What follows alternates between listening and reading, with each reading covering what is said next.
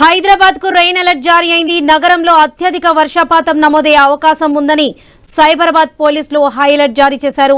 Software కంపెనీలు ఉద్యోగులకు work from home ఇవ్వాలని సైబరాబాద్ పోలీసులు సూచించారు.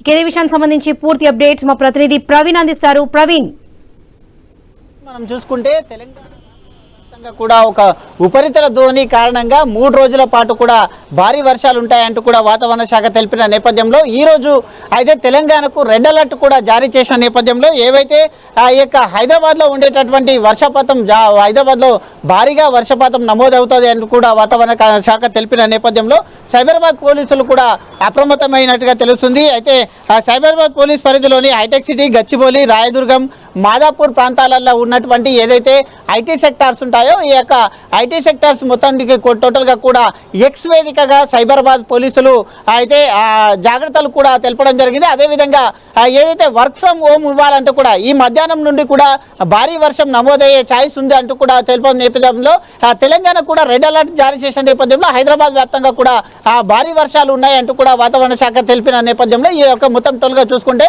ఐటీ అయితే కంపెనీస్ ఉంటాయో వాళ్ళ యజమానులకు కూడా ఒక స్పష్టమైన నోటీసు ఎక్స్ వేదిక కూడా తెలపడం జరిగింది. అందరికీ కూడా ఐటీ ఉద్యోగులకు అందరికీ కూడా వర్క్ ఫ్రమ్ హోమ్ ఇవ్వాలంటే కూడా చెప్పడం జరిగింది. అయితే ఇందుకు దాని కొరకు అయితే చిన్నపాటి వర్షం హైదరాబాద్లో పడిన మహానగరంలో రోడ్లన్నీ కూడా జలమయమవుతుంటాయి, ఆ యొక్క చెరువులను తలపిస్తుంటాయి. కాబట్టి ఈ యొక్క వర్షం లోపల మొత్తం టోటల్గా వాహనదారులు కూడా ఇబ్బంది పడుతుంటారు.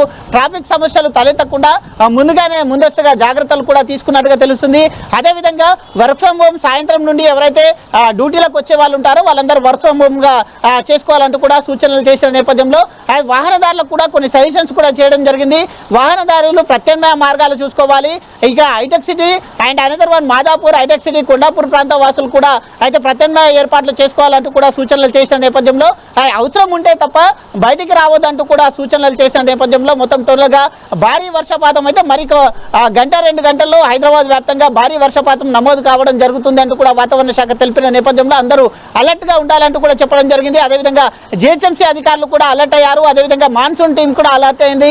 ఇటు హైడ్రా టీం కూడా మొత్తం టోటల్ గా రంగంలోకి దిగిందనే చెప్పాలి. మొత్తం ఎక్కడికో ట్రాఫిక్ ఇబ్బందులు తలెత్తకుండా ట్రాఫిక్ పోలీసులు కూడా అయితే మొత్తం టోటల్ గా అలర్ట్ అయ్యారు. అదేవిధంగా మాన్సూన్ టీం కూడా లోతట్టు ప్రాంతాల ప్రజలను కూడా అలర్ట్ చేస్తున్న నేపథ్యంలో మొత్తం టోటల్ గా చూసుకుంటే అయితే వాతావరణ శాఖ హెచ్చరించిన నేపథ్యంలో అన్ని డిపార్ట్మెంట్లకు సంబంధించిన వాళ్ళు కూడా అప్రమత్తమయ్యారని తెలుస్తుంది. Right Praveen, thank you.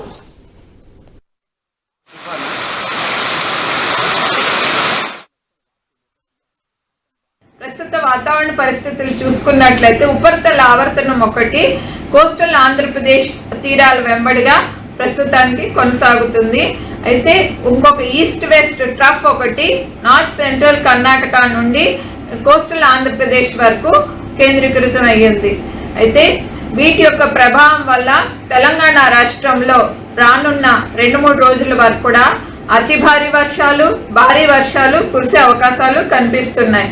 అట్లాగే ఈరోజు చూసుకున్నట్లయితే తెలంగాణకు రెడ్ వార్నింగ్స్ జారీ చేయడం జరిగింది. రేపు ఆరెంజ్ వార్నింగ్స్, ఆ తర్వాత 2-3 రోజుల వరకు కూడా తేలికపాటి నుంచి మోస్తారు వర్షాలు, 1-2 చోట్ల భారీ వర్ష సూచనలు ఎల్లో వార్నింగ్స్ జారీ చేశారు.